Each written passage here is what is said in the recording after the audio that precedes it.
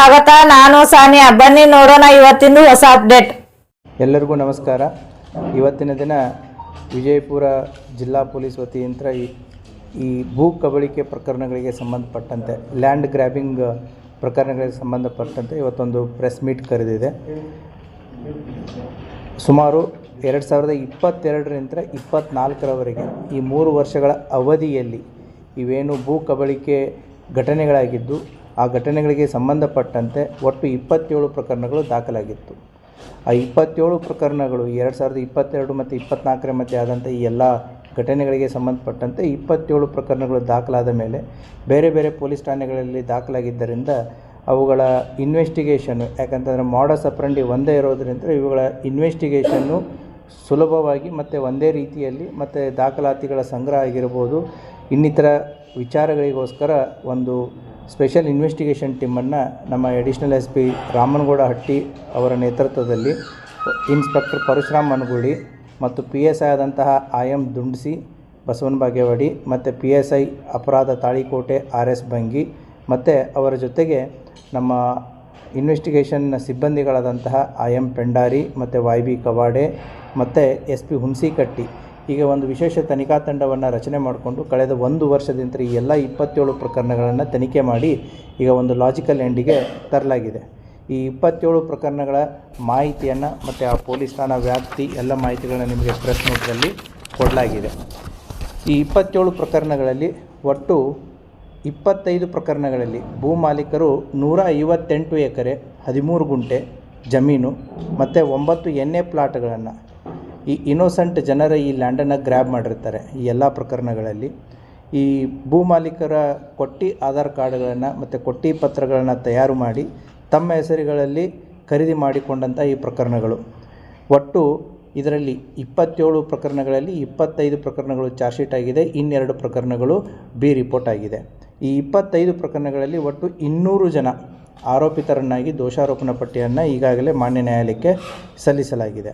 ಅವರು ಯಾವ ರೀತಿ ವಂಚನೆ ಮಾಡ್ತಿದ್ರು ಅನ್ನೋದು ನಾವು ಸಾರ್ವಜನಿಕರಿಗೆ ತಿಳಿಸೋದು ಅತಿ ಅವಶ್ಯಕವಾಗಿದೆ. ಹಾಗಾಗಿಯೇ ಇವತ್ತಿನ ಪ್ರೆಸ್ ಮೀಟು ಯಾವ ರೀತಿ ಈ ಗ್ಯಾಂಗನ್ನು ಕಟ್ಟಿಕೊಂಡು ಅದರಲ್ಲಿ ಸುಮಾರು 9 ಜನ they are the repeated offenders ಅಂತಂತಂದರೆ ದೇ ಆರ್ ಆರ್ಗನೈಸ್ ಆಗಿ ಈ ರೀತಿಯಾಗಿ ಕೆಲಸವನ್ನು ನಿರ್ವಹಿಸ್ತಾ ಇದ್ದರು. ಇನ್ನು ಉಳಿದಂಥ ಜನ ಇವರಿಗೆ one or the other way ಸಾಕ್ಷ್ಯಾಧಾರಗಳಾಗಿ ಆಗಲಿ ಅಥವಾ ಒರಿಜಿನಲ್ ಮಾಲೀಕರ ಇಂಪರ್ಸನೇಷನ್ ಅವರ ಮರೆಮಾಚಿ ಇವರೇ ಒರಿಜಿನಲ್ ಓನರ್ಸ್ ಅನ್ನೋ ರೀತಿ ಮತ್ತು ಎಲ್ಲ ದಾಖಲಾತಿಗಳಿಗೆ ಸಿಗ್ನೇಚರು ಮತ್ತು ಸಬ್ ರಿಜಿಸ್ಟ್ರ್ ಆಫೀಸ್ ವಿಸಿಟ್ಟು ಮತ್ತು ಎಲ್ಲೆಲ್ಲಿ ಎವಿಡೆನ್ಸಸ್ಗಳು ಬೇಕಾಗುತ್ತೆ ಆ ರೀತಿಯಾಗಿ ಸಪೋರ್ಟ್ ಮಾಡಿದಂಥ ಉಳಿದಂಥ ಜನರು ಇದಕ್ಕೆ ಸಪೋರ್ಟ್ ಮಾಡಿರ್ತಾರೆ. ಹಾಗಾಗಿ ಒಟ್ಟು 200 ಜನರುಗಳ ಮೇಲೆ ಕೂಡ ಚಾರ್ಜ್ ಶೀಟ್ ಮಾಡಲಾಗಿದೆ. ಯಾವ ರೀತಿ ಇವ್ರು ಮಾಡ್ತಿದ್ರು ಅಂತಂದರೆ ಇವರೆಲ್ಲ ಕಮಿಷನ್ ಏಜೆಂಟ್ಸ್ಗಳು, ಚಿಕ್ಕ ಪುಟ್ಟ ಪ್ಲಾಟ್ಗಳನ್ನು ಮಾರೋದು ಅಥವಾ ರಿಯಲ್ ಎಸ್ಟೇಟ್ ಮಾಡೋದು, ಇವರೇನು ಏಜೆಂಟ್ಸ್ಗಳಿರ್ತಾರೆ ಇವ್ರಿಗೆ ಮತ್ತು ಸಬ್ ರಿಜಿಸ್ಟ್ರ್ ಆಫೀಸಲ್ಲಿ ಕೆಲಸ ಮಾಡುವಂಥ ಬಾಂಡ್ ರೈಟರ್ಸ್ ಇವರಿಗೆ ಒಂದು ಸಂಬಂಧ ಇರುತ್ತೆ, ನಕ್ಸಸ್ ಇರುತ್ತೆ. ಇವ್ರಿಗೆ ಮತ್ತು ಬಾಂಡ್ ರೈಟರ್ಸಿಗೆ ಅವ್ರಿಗೆ ವಿಚಾರಗಳು ಈಸಿಯಾಗಿ ಗೊತ್ತಾಗುತ್ತೆ. ಎಲ್ಲಿ ಜಮೀನನ್ನು ಮಾರ್ತಾ ಇದ್ದಾರೆ ಅಥವಾ ಜಮೀನು ಒಂಟಿ ಹೆಸರಲ್ಲಿ ಯಾರಾದರೂ ಹೆಸರಲ್ಲಿದೆಯಾ, ವಯಸ್ಸಾದವ್ರ ಹೆಸರಲ್ಲಿದೆಯಾ, ಅಥವಾ ಆ ಜಮೀನುಗಳ ಓನರ್ಸು ನಮ್ಮ ಜಿಲ್ಲೆಯನ್ನು ಬಿಟ್ಟು ಬೇರೆ ಎಲ್ಲಾದರೂ ಅವ್ರು ಸೆಟ್ಲಾಗಿದ್ದಾರಾ, ಬೆಂಗಳೂರು ಸೆಟ್ಲಾಗಿದ್ದಾರಾ ಅಥವಾ ಬೇರೆ ರಾಜ್ಯಗಳಲ್ಲಿ ಸೆಟ್ಲಾಗಿದ್ದಾರಾ, ಮುಂಬೈ ಸೆಟ್ಲಾಗಿದ್ದಾರಾ, ಪುನಃ ಸೆಟ್ಲಾಗಿದ್ದಾರೆ. ಯಾಕಂತಂದರೆ ಒಂದು ಕಡೆ ಏಜೆಂಟು, ಒಂದು ಕಡೆ ಬಾಂಡ್ ರೈಟರು, ಇವರಿಗೆ ಸಂಪೂರ್ಣವಾದಂಥ ಮಾಹಿತಿ ಈಸಿಲಿ ಇವರಿಗೆ ದೊರಕ್ತಾ ಇರುತ್ತೆ. ಆ ಹಿನ್ನೆಲೆಯಲ್ಲಿ ಈ ಕಮಿಷನ್ ಪಡೆಯುವಂಥ ಏಜೆಂಟ್ರಾಗಿರ್ಬೋದು ಮತ್ತು ಬಾಂಡ್ ರೈಟರ್ಸ್ ಆಗಿರ್ಬೋದು, ಸೊ ಯಾವ ಜಮೀನುಗಳನ್ನು ಮಾರಾಟ ಮಾಡಿದರೆ ಯಾವ್ಯಾವ ದಾಖಲೆಗಳನ್ನು ನಾವು ಸಂಗ್ರಹಿಸಬಹುದು, ಯಾವ ರೀತಿ ಸಂಗ್ರಹಿಸ್ಬೋದು, ಯಾವ ರೀತಿ ನಾವು ಡಾಕ್ಯುಮೆಂಟ್ ಕ್ರಿಯೇಟ್ ಮಾಡ್ಬೋದು ಅನ್ನೋದು ಅವ್ರದ್ದು ನೆಕ್ಸ್ಟ್ ಸ್ಟೆಪ್ ಆಗಿರುತ್ತೆ.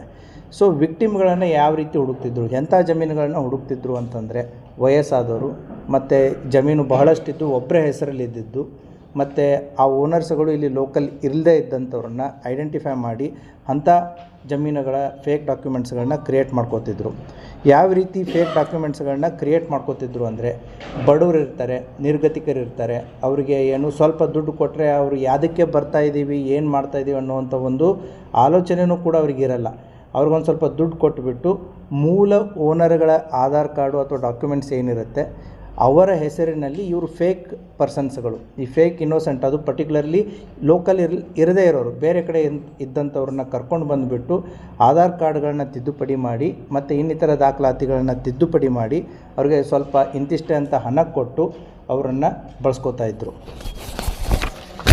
ನೆಕ್ಸ್ಟ್ ಇವ್ರದ್ದು ಮಾಡಸ್ ಅಪ್ರಂಡಿ ಹೇಗೆ ಕಂಟಿನ್ಯೂ ಆಗುತ್ತೆ ಅಂತಂದರೆ, ಈಗ ನಾವು ಒಂದು 4 ಜನ ಗ್ಯಾಂಗ್ ಮೆಂಬರ್ಸ್ ಇದ್ದೀವಿ ಅಂತಂತಂದರೆ ಈ ಫೇಕ್ ಓನರ್ಸೇ ಒರಿಜಿನಲ್ ಓನರ್ಸ್ ಬರದೇ ಇದ್ದಾಗ ಅವರ ಗುಂಪಿನಲ್ಲಿರುವಂಥ ಒಬ್ಬ ಸದಸ್ಯನನ್ನೇ ಫೇಕ್ ಓನರನ್ನಾಗಿ ಮಾಡಿ ಆತನಿಂದ ಆ ಗುಂಪಿನ ಇನ್ನೊಬ್ಬ ವ್ಯಕ್ತಿನೇ ಖರೀದಿ ಹಾಕ್ಕೊಳ್ಳೋದು. ಅವಾಗ ಏನಾಗುತ್ತೆ, ಥರ್ಡ್ ಪಾರ್ಟಿ ಪರ್ಸನ್ಗೆ ಮಾರಾಟ ಮಾಡಬೇಕಾದ್ರೆ second party person is available, he is the original owner ಅನ್ನೋ ರೀತಿ ತೋರಿಸ್ಕೊಳ್ಳೋದು. ಆ ರೀತಿ ಮೂರನೇ ವ್ಯಕ್ತಿಗೆ ಮಾರುವಂಥದ್ದನ್ನು ಕೂಡ ನಾವು ಇಂಥ ಪ್ರಕರಣಗಳಲ್ಲಿ ಕಂಡುಬರುತ್ತೆ. ಅಷ್ಟೇ ಅಲ್ಲದೆ ಈಗ ಮೂಲ ಓನರ್ ಸಿಕ್ಕಾದ ಮೇಲೆ ಅದನ್ನು ಥರ್ಡ್ ಪಾರ್ಟಿಗೆ ಅಂದರೆ ಫಸ್ಟ್ ಟೈಮ್ ಪರ್ಚೇಸಿಂಗ್ದಲ್ಲಿ ಒಬ್ಬನ ಅವರ ಗುಂಪಿನ ಸದಸ್ಯದಲ್ಲಿ ಇದ್ದವನ್ನೇ ಮೂಲ ಓನರ್ ಅಂತ ತೋರಿಸಿ ಫಸ್ಟ್ ಪರ್ಚೇಸ್ ಮಾಡಿಬಿಟ್ರೆ second purchase, third purchase, fourth ಪರ್ಚೇಸಿಗೆ ಸಮಸ್ಯೆನೇ ಇರಲ್ಲ. ಯಾಕೆ, ನಿಮಗೆ ಲ್ಯಾಂಡ್ ರೆಕಾರ್ಡ್ಸು ಒಬ್ಬ ಒರಿಜಿನಲ್ ಇಲ್ಲೇ ವ್ಯಕ್ತಿ ಜೀವಂತ ಇದ್ದಾನೆ ಅನ್ನೋದನ್ನು ಅವರು ಪ್ರೊಡ್ಯೂಸ್ ಮಾಡ್ದಂಗೆ ಆಗುತ್ತೆ. ಹಾಗಾಗಿ ಅದು ಮಲ್ಟಿಪ್ಲೈಯರ್ ಎಫೆಕ್ಟ್ ಆಗಿ ಓನರ್ಶಿಪ್ಪು ಚೇಂಜ್ ಆಗ್ತಾ ಹೋಗುತ್ತೆ. ಮತ್ತು ಈ ಏನು ಫೇಕ್ ಐಡೆಂಟಿಫೈ ಕ್ರಿಯೇಟ್ ಮಾಡಿದಂತಹ ಮಾಲಕರು ಏನಿರ್ತಾರೆ ಅವರ ಕೊಡುವಂಥ ಅಡ್ರೆಸ್ಗಳಲ್ಲಿ ಅವ್ರು ಇರ್ತಿರಲಿಲ್ಲ, ಅವ್ರು ಕೊಡುವಂಥ ಊರುಗಳಲ್ಲಿ ಅವರು ಇರ್ತಿರಲಿಲ್ಲ. ಅವರನ್ನು ಯಾವುದೇ ಕಾರಣಕ್ಕೂ ಕೂಡ ಪರ್ಚೇಸ್ ಮಾಡೋರಿಗೆ ಇವರು ಹತ್ತಿರ ತರಿಸ್ತಿರಲಿಲ್ಲ, ಸೇರಿಸ್ತಿರಲಿಲ್ಲ. ಅವ್ರನ್ನ ಹುಡ್ಕೊಂಡು ಹೋದರೂ ಕೂಡ ಆ ಊರುಗಳಲ್ಲಿ ಇರ್ತಿರಲಿಲ್ಲ. ಸೊ ಆ ರೀತಿಯಾಗಿ ಆ ಫೇಕ್ ಐಡೆಂಟಿಫೈ ಕ್ರಿಯೇಟ್ ಮಾಡಿದಂಥ ಓನರ್ಸ್ಗಳನ್ನು ಕೂಡ ಸಾರ್ವಜನಿಕರ ಕೈಗೆ ಸಿಗಲಾರ್ದಾಗೆ ನೋಡ್ಕೊಂಡಿರ್ತಾರೆ. ಆಮೇಲೆ ಇದನ್ನು ಮತ್ತೆ ಅಗೇನ್ ವಿಷಿಯಸ್ ಸೈಕಲ್ ಇದು. ಈ 4 ಗುಂಪಿನಲ್ಲಿದ್ದವರು ಎಲ್ಲ ಲ್ಯಾಂಡ್ ರೆಕಾರ್ಡ್ಸ್ ಮಾಡಿಬಿಟ್ಟು ಥರ್ಡ್ ಪಾರ್ಟಿಗೆ ಮಾರಿಬಿಟ್ಟು ಮತ್ತೆ ಥರ್ಡ್ ಪಾರ್ಟಿ ಅಂತಲೇ ಆ ಗುಂಪಿನ ಸದಸ್ಯರಲ್ಲಿರುವಂಥ ಇನ್ನೊಬ್ಬ ವ್ಯಕ್ತಿಗೆ ಮಾರೋದು. ಲ್ಯಾಂಡು ಹೊರಗಡೆ ಓನರ್ಶಿಪ್ ಅಷ್ಟೇ ಚೇಂಜ್ ಆಯಿತು, ಮತ್ತು ವಾಪಸ್ ಅವ್ರ ಗುಂಪಿನ ತಂಡದ ಸದಸ್ಯರಿಗೆ ಬರೋ ರೀತಿ ಮಾಡ್ಕೊಳ್ಳುವಂಥದ್ದನ್ನು ಕೂಡ ಇವ್ರದ್ದೊಂದು ಮಾಡಸ್ ಆಪರಂಡಿ ಕಂಡು ಬರುತ್ತೆ. ಮೋಸ್ಟ್ ಇಂಪಾರ್ಟೆಂಟಾಗಿ ನಮ್ಗೆ ಕಂಡು ಬಂದಿರೋದು ಏನು ಅಂತಂದರೆ, ಈ ಎಲ್ಲ ಪ್ರಕರಣಗಳಲ್ಲಿ ಅವರು ಯಾವುದೇ ರೀತಿಯಾದಂಥ ಬ್ಯಾಂಕ್ ಲೋನ್ಗಳನ್ನು ತೊಗೊಂಡಿಲ್ಲ. ಯಾಕೆ ತೊಗೊಳ್ಳಿಲ್ಲ ಅಂತಂದರೆ, ಬ್ಯಾಂಕ್ ಲೋನ್ ತೊಗೋಬೇಕು ಅಂದರೆ ಎಲ್ಲ ಡಾಕ್ಯುಮೆಂಟು ವೆರಿಫಿಕೇಷನ್ ಆಗುತ್ತೆ. ಸೊ ಲೀಗಲ್ ಒಪಿನಿಯನು ಬರುತ್ತೆ. ಸೊ ವೆರಿಫಿಕೇಷನ್ನು, ಲೀಗಲ್ ಒಪಿನಿಯನು ಇವನ್ನೆಲ್ಲ ತಪ್ಪಿಸ್ಬೇಕು ಅಂತಂತೇಳಿ ಈ ಎಲ್ಲ ಪ್ರಕರಣಗಳಲ್ಲಿ ಅವರು ಯಾವುದೇ ರೀತಿಯಾದಂಥ ಬ್ಯಾಂಕ್ಗಳಲ್ಲಿ ಸಾಲ ಮಾಡಿ ದುಡ್ಡನ್ನು ಅಥವಾ ಬ್ಯಾಂಕ್ ಟ್ರಾನ್ಸಾಕ್ಷನ್ ಮುಖಾಂತರ ದುಡ್ಡನ್ನು ಟ್ರಾನ್ಸ್ಫರ್ ಮಾಡೋದಾಗಲಿ ಮಾಡಿರೋದು ಅತಿ ವಿರಳ, ಮಾಡೇ ಇಲ್ಲ. ಆಮೇಲೆ ಆ ಗುಂಪಿನಲ್ಲಿರುವಂಥ ವ್ಯಕ್ತಿಗಳನ್ನೇ ಆ ಜಮೀನು ಖರೀದಿ ಸಂದರ್ಭದಲ್ಲಿ ಸಾಕ್ಷ್ಯಾಧಾರಗಳಾಗಿ ಸೈನ್ ಹಾಕಿದ್ದನ್ನು ಕೂಡ ನಮಗೆ ಕಂಡು ಬಂದಿರುತ್ತೆ. ಸೊ ಈ ರೀತಿಯಾಗಿ ಈ ಲ್ಯಾಂಡ್ ಗ್ರ್ಯಾಬಿಂಗ್ ಪ್ರಕರಣಗಳಲ್ಲಿ ಸುಮಾರು 9 ಜನ, ಅವ್ರ ಡೀಟೇಲ್ಸನ್ನು ನಾವು ನಿಮಗೆ ಪ್ರೆಸ್ ನೋಟಲ್ಲಿ ಕೊಟ್ಟಿದ್ದೀವಿ. ಅವರು ರಿಪೀಟೆಡಾಗಿ 1ಕ್ಕಿಂತ ಹೆಚ್ಚು ಪ್ರಕರಣಗಳಲ್ಲಿ ಕಂಡು ಬಂದಿದ್ದಾರೆ. ಸೊ ಅವರ ಹೆಸರುಗಳು ಕೂಡ ನಿಮಗೆ ಪ್ರೆಸ್ ನೋಟಲ್ಲಿ ಕೊಟ್ಟಿದೆ. ಈ ರೀತಿಯಾಗಿ ಒಟ್ಟು 27 ಭೂ ಕಬಳಿಕೆ ಪ್ರಕರಣಗಳು ಏನು ಆಗಿತ್ತು. ಕಳೆದ 1 ವರ್ಷದಿಂದ ಅದಕ್ಕೆ ಒಂದು ವಿಶೇಷ ತನಿಖಾ ತಂಡವನ್ನು ರಚನೆ ಮಾಡಿ ಈ ಎಲ್ಲ ಪ್ರಕರಣಗಳನ್ನು ಈಗ ಏನು ಮಾನ್ಯ ನ್ಯಾಯಾಲಯಕ್ಕೆ ಈಗಾಗಲೇ ದೋಷಾರೋಪಣಾ ಪಟ್ಟಿಯನ್ನು ಸಲ್ಲಿಸಿ ಸುಮಾರು 158 ಎಕರೆ 13 ಗುಂಟೆ ಮತ್ತು 9 ಎಣ್ಣೆ ಪ್ಲಾಟುಗಳು as of now the original owners ಹೆಸರಲ್ಲೇ ಉಳಿಯೋ ರೀತಿಯಾಗಿ ಒಂದು ಕೆಲಸವನ್ನು ನಮ್ಮ ತನಿಖಾ ತಂಡ ಮಾಡಿದೆ. ಅವರ ವಿಶೇಷವಾಗಿ ಭಾಳಷ್ಟು ಯಾಕಂದರೆ ಈ ಡಾಕ್ಯುಮೆಂಟ್ ಕಲೆಕ್ಷನ್ನು ಮತ್ತು FSಲ್ಲಿ ಕಳಿಸೋದಿರುತ್ತೆ, ಡಾಕ್ಯುಮೆಂಟ್ ಕಲೆಕ್ಷನ್ ಇರುತ್ತೆ, ಮತ್ತು ಡಾಕ್ಯುಮೆಂಟ್ಸ್ಗಳನ್ನ ಬೇಕು ಅಂದಾಗ ಅವನು ಅಷ್ಟು ಈಸಿಯಾಗಿ ಹೈಡ್ ಮಾಡೋದಿರುತ್ತೆ. ಈಗ ನಾನು ಅದನ್ನೇ ಹೇಳಿದೆ, ಆ ಓನರ್ಸ್ಗಳನ್ನ ಹುಡ್ಕಕ್ಕೆ ಹೋದರೆ ಆ ಓನರ್ಸ್ಗಳೇ ಆ ಊರಲ್ಲಿ ಇರಲಾರ್ದಾಗೆ ಮಾಡೋದು. ಸೊ ಈ ಎಲ್ಲ ಸಮಸ್ಯೆಗಳನ್ನು ನಮ್ಮ ತನಿಖಾ ತಂಡ ಅವುಗಳನ್ನು ಎದುರಿಸಿ ಆ ಎಲ್ಲ ಪ್ರಕರಣಗಳಲ್ಲಿಯೂ ಕೂಡ ನೊಂದ ಜನರಿಗೆ ನ್ಯಾಯ ಕೊಡಿಸುವಂಥ ಒಂದು ಪ್ರಯತ್ನವನ್ನು ಮಾಡಿದ್ದಾರೆ. ಸೊ ಆ ಹಿನ್ನೆಲೆಯಲ್ಲಿ ಈ ಪ್ರೆಸ್ ಮೀಟ್ನ ಉದ್ದೇಶ ಏನು ಅಂತಂತಂದರೆ, ಈ ರೀತಿಯಾದಂತಹ ಯಾವುದಾದ್ರೂ ಪ್ರಕರಣಗಳು ಮಾಧ್ಯಮದವರಿಗೆ ಗಮನಕ್ಕಾದರೂ ಬರಲಿ ಅಥವಾ ಸಾರ್ವಜನಿಕರ ಗಮನಕ್ಕಾದರೂ ಬರಲಿ, ತಾವು ದಯವಿಟ್ಟು ತಮ್ಮ ಲೋಕಲ್ ಪೊಲೀಸ್ ಸ್ಟೇಷನ್ಗೆ ಅಪ್ರೋಚ್ ಆಗಿಬಿಟ್ಟು ತಮ್ಮ ಏನು ಒರಿಜಿನಲ್ ಓನರ್ಶಿಪ್ಪನ್ನು ಎಸ್ಟಾಬ್ಲಿಷ್ ಮಾಡಿ ಪ್ರಕರಣಗಳನ್ನ ದಾಖಲಿಸಿ ಇಂಥ ಗ್ಯಾಂಗ್ಗಳ ಬಗ್ಗೆ, ಭೂ ಕಬಳಿಕೆ ಮಾಡುವಂಥ ಗ್ಯಾಂಗ್ಗಳ ಬಗ್ಗೆ ತಮಗೂ ಕೂಡ ಎಚ್ಚರ ಇರಲಿ. ತಾವೆಲ್ಲೇ ಪರ್ಚೇಸ್ ಮಾಡಬೇಕಾದ್ರಾಗಿರ್ಬೋದು ಅಥವಾ ಏನೇ ಭೂ ಖರೀದಿ ಮಾಡ್ತಾ ಇರಬೇಕಾಗಿರ್ಬೋದು, ಇಂಥ ಗ್ಯಾಂಗ್ಗಳ ಬಗ್ಗೆ ತಮ್ಮ ಗಮನಕ್ಕಿತ್ತು ಅಂತಂತಂದರೆ ತಾವು ಮೋಸ ಹೋಗುವಂಥ ಸಾಧ್ಯತೆಗಳು ಭಾಳ ಕಡಿಮೆ ಇರುತ್ತೆ. ಆ ಹಿನ್ನೆಲೆಯಲ್ಲಿ ನಮ್ಮ ಈ ವಿಶೇಷ ತನಿಖಾ ತಂಡಕ್ಕೆ ನಾನು ವೈಯಕ್ತಿಕವಾಗಿ ಮತ್ತು ಇಲಾಖೆಯ ಪರವಾಗಿ ಅವರನ್ನು ಶ್ಲಾಘಿಸ್ತೀನಿ. ಅವರ ಎಫರ್ಟ್ಸನ್ನು ನಾನು ಅಪ್ರಿಷಿಯೇಟ್ ಮಾಡ್ತೀನಿ. Thank you. ಸರ್ಕಾರಿ ಅಧಿಕಾರಿಗಳು ಅಥವಾ ಪ್ರಭಾವಿ ರಾಜಕಾರಣಿಗಳು ಯಾವುದು ಕಂಡು ಬಂದಿಲ್ಲ. ತನಿಖೆಯಲ್ಲಿ ಅದ್ರ ಬಗ್ಗೆ ಯಾವುದು ಕಂಡು ಬಂದಿಲ್ಲ. ಆಮೇಲೆ ಸಬ್ ರಿಜಿಸ್ಟ್ರ್ ಆಫೀಸಸ್ಗಳಲ್ಲಿ there is an high court order, ಅಧಿಕಾರಿಗಳಿಗೆ ದಾಖಲಾತಿಗಳನ್ನ ಯಾವ ರೀತಿ ನೀವು ಪ್ರೊಡ್ಯೂಸ್ ಮಾಡ್ತಾರೋ they will proceed with that. So ಹಾಗಾಗಿ they cannot be made as accused as per the law until unless there crime is established. ಹೌದು, ದೇ ವರ್ಕ್ ಅಂದರೆ ಅವ್ರ ಗ್ಯಾಂಗ್ ಅನ್ನೋಕ್ಕಿಂತ in different cases they worked in a organised manner. All 9 together ಇಲ್ಲ, ಬೇರೆ ಬೇರೆ ಪ್ರಕರಣಗಳಲ್ಲಿ ಅವರು ಪದೇ ಪದೇ ವಿಸಿಬಲ್ ಆಗಿದ್ದಾರೆ. ಅದರ ಅರ್ಥ they have work like an organised ರೀತಿಯಲ್ಲಿ. ಇವರು 9 ಜನ ಕೂಡಿ ಅಂತಂತಲ್ಲ, ಇದರಲ್ಲಿನೂ ಕೂಡ ತಂಡಗಳಿವೆ. ಸೊ ಇದರಲ್ಲಿರೋ 9 ಆರೋಪಿಗಳು ಒಂದಕ್ಕಿಂತ ಹೆಚ್ಚು ಪ್ರಕರಣಗಳಲ್ಲಿ ನಮಗೆ ಕಂಡು ಬರ್ತಾರೆ. ಅದೇನಾದರೂ ಆರ್ಡರ್ ಕಾಪಿ ಇದ್ದರೆ ತೋರಿಸಿ, ಮತ್ತು will show it to the high court order also. ತಮಗೆ ಅಲ್ಲ, ನೀವು ಆಗಿದೆ ಅಂತಂದರೆ ಅದಕ್ಕೆ ತೋರಿಸಿ ಅಂತಂತ ಹೇಳಿ.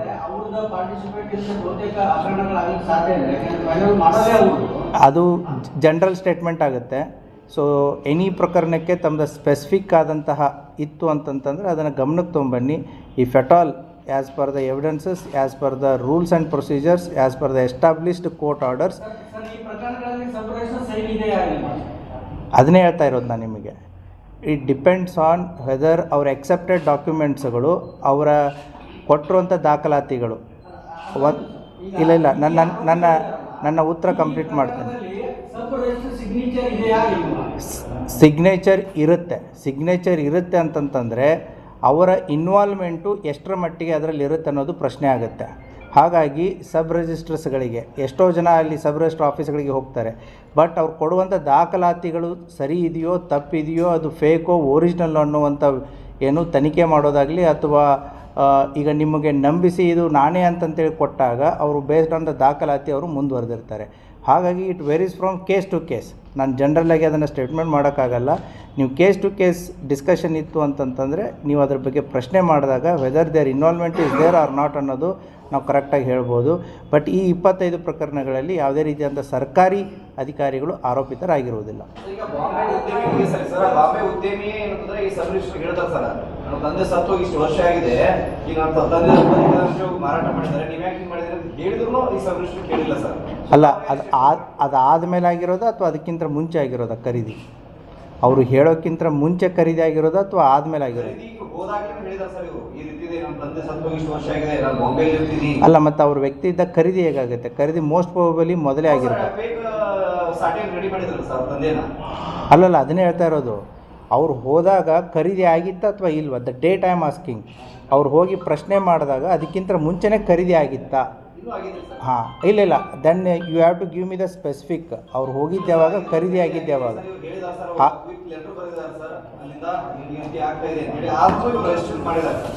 ಹಾಗಿತ್ತಂತಂದ್ರೆ ಅದನ್ನು ಸ್ಪೆಸಿಫಿಕ್ ಆಗಿ ಅದು ಇದೆಯಾ ಆ ರೀತಿ? 2001ನಲ್ಲಿ. ಹೌದು ಸರ್, 2001ದಾಗ ಆಗಿದೆ ಸರ್. 98 ಕ್ರೈಮ್ ನಂಬರ್ ಅದು. ಸಾಟೆ ಅವ್ರು ಹೇಳ್ತಾರಲ್ರಿ ಬಾಂಬೆದವರು, 2001ದಾಗ ಆಗಿದೆ ಆ ಕೇಸ್. ಚಾರ್ಜ್ ಶೀಟ್ ಆಗಿತ್ತು. ಅವ್ರು ಇರಲಿಲ್ಲ 2001ದಾಗ.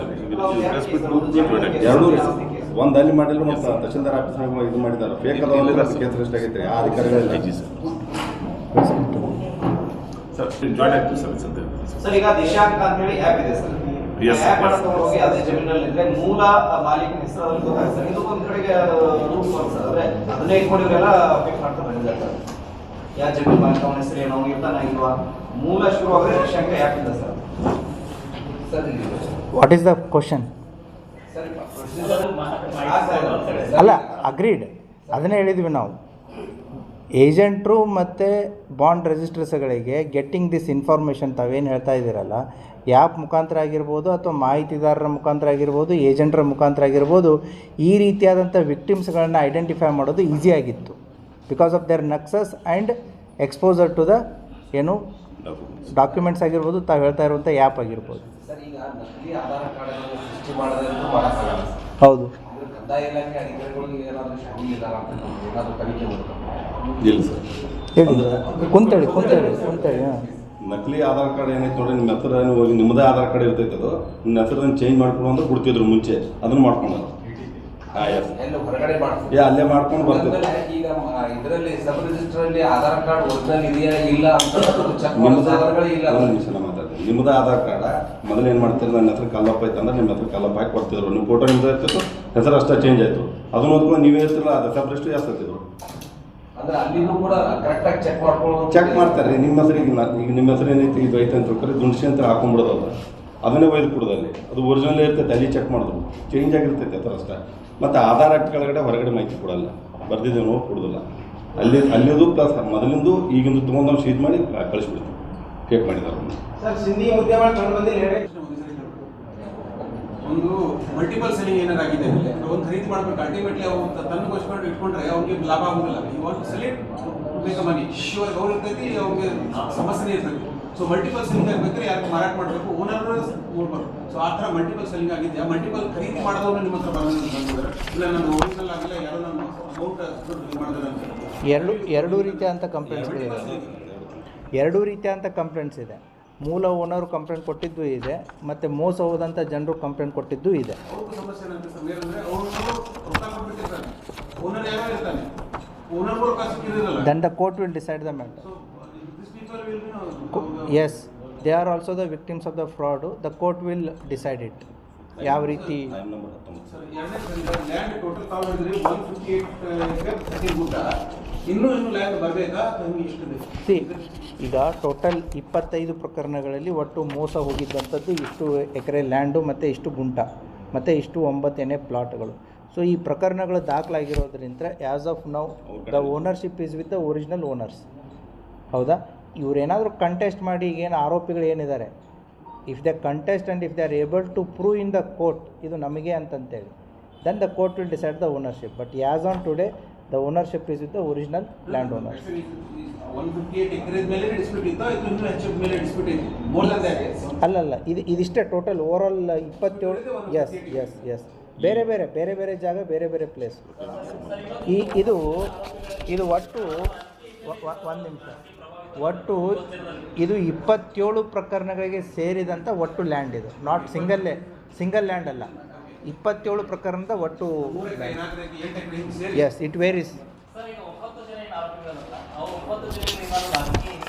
ಇಲ್ಲ, ನಮ್ಮ ತನಿಖೆಯಲ್ಲಿ ಯಾವುದೂ ಕಂಡು ಬಂದಿಲ್ಲ. ಹೌದಾ? ಆ 9 ಜನರ ಡೀಟೇಲ್ಸನ್ನು ಕೊಡ್ತೀವಿ. ಯಾಕಂತಂದರೆ ಆ ಹಿನ್ನೆಲೆ ನಮಗೆ ಗೊತ್ತಿರಲ್ಲ ಯಾರು ಏನು ಅಂತಂತೇಳಿ. Details will give it. Yes will give it to you. ಹೌದಾ? ಕೊಡ್ತೀವಿ. ಸಾಮಾನ್ಯವಾಗಿ ಏನು ಖಾಲಿ ಜಾಗ ಇರ್ತಿದ್ದಿಲ್ಲ ಅಲ್ವಾ, ಯಾವುದೂ ಫೆನ್ಸಿಂಗ್ ಇರೋದಿಲ್ಲ, ನಮ್ದು ಮನೆಯ ಒಂದೊಂದು ನಂಬರ್ ಇರೋದಿಲ್ಲ, ಏನೂ ಇರೋದಿಲ್ಲ. ಅಟ್ಲೀಸ್ಟ್ ನಾವು ವಿ ಹ್ಯಾವ್ ಸೀನ್ ಪರ್ಟಿಕ್ಯುಲರ್ಲಿ ಒಂದು ಬರೀ ಬೋರ್ಡ್ ಹಾಕ್ಬಿಟ್ರೆ ಈ ಜಾಗ ಮಾರಾಟಕ್ಕಿಲ್ಲ ಅಂತ ಹೇಳ್ಬಿಟ್ಟಿದ್ರೆ ಅಷ್ಟೇ ಪ್ರಿವೆಂಟ್ಸ್. ಅದಕ್ಕೆ the purpose of this entire press meet ಏನು ಅಂತಂದರೆ, ಈ ರೀತಿ ಮೋಸ ಜನ ಹೋಗಬಾರ್ದು. ಈ ರೀತಿಯಾದಂಥ ಮೋಸ ಮಾಡುವಂಥ ಜನ ಹೊರಗಡೆ ಇದ್ದಾರೆ. ಮತ್ತು ನಿಮ್ದು ಆದಂಥ ಪ್ರಾಪರ್ಟಿಗಳಿದ್ದರೆ ಅದನ್ನು ವೆಲ್ ಸೆಕ್ಯೂರ್ಡ್ ಮಾಡ್ಕೊಳ್ಳಿ. ಪ್ರತಿ ವರ್ಷವೂ ಕೂಡ EC ಸರ್ಟಿಫಿಕೇಟನ್ನು ತೊಗೊಳ್ಳಿ. ಪ್ರತಿ ವರ್ಷ ನಿಮ್ಮ RTC ಚೆಕ್ ಮಾಡಿ. ನಿಮ್ಮ ಲ್ಯಾಂಡು ಸಿಟಿಗೆ ಪರ್ಟಿಕ್ಯುಲರ್ಲಿ ಹತ್ತಿರ ಇತ್ತು ಅಂತಂತಂದರೆ ಅದನ್ನು ಸೆಕ್ಯೂರ್ಡ್ ಫೆನ್ಸಿಂಗ್ ಮಾಡ್ಕೊಳ್ಳಿ. ನಿಮ್ಮದೇ ಆದಂತಹ ಒಂದು ಪಂಚಾಯತ್ಗಳಲ್ಲಿ ಇತ್ತು ಅಂದರೆ ಟ್ಯಾಕ್ಸ್ ತುಂಬಬೇಕಾಗತ್ತೆ. ಕಾರ್ಪೊರೇಷನ್ ಲಿಮಿಟ್ಸ್ ಇದ್ದರೂ ಟ್ಯಾಕ್ಸ್ ತುಂಬಬೇಕಾಗತ್ತೆ. ಆ ರೀತಿ ನಿಮ್ಮ ಸರ್ಕಾರಿ ದಾಖಲಾತಿಗಳನ್ನು ನೀವು ಸ್ಟ್ರಾಂಗಾಗಿ ಮಾಡ್ತಾ ಹೋಗಬೇಕು. ಸೊ ಇಲ್ಲ ಅಂತಂದರೆ ಮೋಸ್ಟ್ ಆಫ್ ದ ಟೈಮ್ಸ್ ಅದು ನೆಗ್ಲೆಕ್ಟ್ ಆಗಿ ಹಾಗೇ ಬಿಟ್ಟಾಗ ಈ ರೀತಿಯಾದಂಥ ಅವಕಾಶವಾದಿಗಳು ಬಂದು ಅವುಗಳನ್ನು ಮೋಸ ಮಾಡುವಂಥ ಸಾಧ್ಯತೆ ಇರುತ್ತೆ. 11:30 ಅದಕ್ಕೆ ನಾವು ಹೋಗಬೇಕು. ಲಾಸ್ಟ್ ಒನ್ ಕ್ವಶನ್ ಇದರಲ್ಲಿ ಇದೆಯಾ? ಯಾವುದಾದ್ರು ಇಲ್ಲ, ಯಾವುದೂ ಆ ಪ್ರಕರಣ ಇದರಲ್ಲಿಲ್ಲ. 27. We are talking about only this 27 cases. ಅದಕ್ಕೆ ಗುಂಟಾ ಪ್ಲಾಟಿಗೆ ಸಂಬಂಧಪಟ್ಟಂತೆ ಏನಾದರೂ ಆ ರೀತಿ ಇತ್ತು ಅಂದರೆ ನಮಗೆ ಯಾವಾಗ ಗೊತ್ತಾಗುತ್ತೆ, ಜನ ಅಥವಾ ವಿಕ್ಟಿಮ್ಸು ನಮಗೆ ಅಪ್ರೋಚ್ ಆದಾಗ ಗೊತ್ತಾಗುತ್ತೆ. ಅದು ಸಿವಿಲ್ ಮ್ಯಾಟರ್ಸ್ಗಳಲ್ಲಿ ಅದು ನಾನು ಅದನ್ನೇ ಹೇಳ್ತಾ ಇರೋದು. ಈ ರೀತಿಯಾದಂಥ ಕೇಸ್ಗಳು ಏನು ಫೋರ್ಜರಿ ಡಾಕ್ಯುಮೆಂಟ್ಸ್ಗಳು, ಈಗ ಒರಿಜಿನಲ್ ಓನರ್ ಇಲ್ಲಿ ಬದುಕಿದ್ದಾನೆ, ಯಾರೋ ಇಂಪರ್ಸನೇಟ್ ಮಾಡಿ ಬಂದಿದ್ದಾನೆ, ಫೋಟೋ ಯಾರ್ದೋ ಇದೆ, ದಾಖಲಾತಿಗಳು ಕಣ್ಣು ಮುಂದೆನೇ ಇದೆ, ಇದು ಫೋರ್ಜ್ ಡಾಕ್ಯುಮೆಂಟ್ ಅಂತಂತೇಳಿ. ಒರಿಜಿನಲ್ ಓನರ್ ಒಂದು ಕಡೆ ಇದ್ದಾನೆ, ಫೇಕ್ ಓನರ್ ಒಂದು ಕಡೆ ಇದ್ದಾನೆ, ತೊಗೊಂಡವನು ಇನ್ನೊಂದು ಕಡೆ ಇದ್ದಾನೆ. That is a clear cut visible of forgery and cheating. So depending upon case to case. Civil matters again we have to study it whether it comes under the criminal offense or not, then we have to decide. Sir ಈ ಇಡೀ ಕೇಸ್ಗಳಲ್ಲಿ sir ಈ fake Aadhaar card ಯಾಕೆ ಹೋಗ್ಬಾರ್ದು sir? ಯಾಕಂದರೆ ಈಗಲೂ ನಡೆಸಿರ್ಬೋದು sir, ಗಮನಿಸಿದ್ರೆ ಗೊತ್ತಾಗಿಲ್ಲ sir. ಅವ್ರನ್ನ ಹೆಂಗೆ ಇದರಲ್ಲಿ ಆರೋಪಿಗಳಾಗಿರ್ಬೋದು, ತನಿಖೆ ಯಾಕೆ ನಡೆಯಬಾರ್ದು ಸರ್? ಇದಕ್ಕೆ ಯೂಸ್ ಮಾಡ್ಕೊಂಡು ಓಕೆ ಸರ್, ಓಕೆ. ಆದರೆ ಯಾವುದೋ ವ್ಯಕ್ತಿಯನ್ನ ಇಲ್ಲಿಂದ ಬಂದವನು ಅದನ್ನು ಅವನ್ನ ಇಲ್ಲಿ ಲೋಕಲ್ ಕ್ರಿಯೇಟ್ ಮಾಡಿರೋ ಆಧಾರ್ ಕಾರ್ಡ್ ಕೊಟ್ಟರೆ ಇನ್ನೂ ದೊಡ್ಡ ಅಫೆನ್ಸ್ ಆಗುತ್ತೆ ಸರ್. ಒಂದು ಸೆಂಟರ್ಸ್ ಹೆಚ್ಚಿನ ನಿಗಾ ವಹಿಸಿದ್ರೆ ಏನಾದರೂ DTP ಸೆಂಟರ್ ಗಳಲ್ಲಿ ಇದು ನಡೀತಾ ಇರೋದು ಆಧಾರ್ ಕಾರ್ಡು ಮತ್ತು ಹೋಗೋಣ ನೀವು ಹೋಗಿ ಅಲ್ಲಿ ಬಂದಾಗ ನಿಗಾ ವಹಿಸಿದ್ರೆ ಇದು ಮತ್ತಿಷ್ಟು ನೀವು ಹೋಗಿ ಅಲ್ಲಿ ರಿಪೋರ್ಟ್ ಮಾಡಿ ನಾ ಬರ್ತೇನೆ. ಸೊ ಫೋನ್ಗಳು ಬರ್ತಾ ಇದೆ. ಆಯಿತು, ಲಾಸ್ಟ್ ಏನು ನಮ್ಮ ವಿಜಯವಾಣಿ ಪರಶುರಾಮ್ ಅವಾಗಿಂತ ಕೇಳ್ತಾ ಇದ್ದಾರೆ. Last question. S C less than 7 years ನಾವು ಪೊಲೀಸ್ ನೋಟಿಸ್ ಕೊಟ್ಟೆ ತನಿಖೆ ಮಾಡಬೇಕಾಗುತ್ತೆ. ಮೋರ್ ದ್ಯಾನ್ 7 years ಇದ್ದಾಗ we have the authority to arrest. So ಹಾಗಾಗಿ ಪ್ರಕರಣಗಳಲ್ಲಿ ನಾವು ನೋಟಿಸ್ ಕೊಟ್ಟೆ ತನಿಖೆ ಮಾಡಬೇಕು.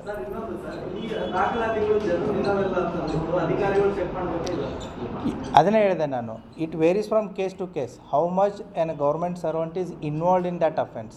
ಈಗ ನಾನೊಬ್ಬ ಸರ್ಕಾರಿ ಅಧಿಕಾರಿ ಇದ್ದೀನಿ, ನಮ್ಮ ಪೊಲೀಸ್ ಸ್ಟೇಷನ್ದಲ್ಲೂ ಕೂಡ ವೆರಿಫಿಕೇಷನ್ ಆಗ್ತಾ ಇರುತ್ತೆ. ಯಾರೋ ಫೋರ್ಸ್ ಡಾಕ್ಯುಮೆಂಟ್ಸ್ಗಳನ್ನು ಡೂಪ್ಲಿಕೇಟ್ ಡಾಕ್ಯುಮೆಂಟ್ಗಳನ್ನ ಸಬ್ಮಿಟ್ ಮಾಡಿದಾಗ sometimes you will not be come to know whether it is original or not.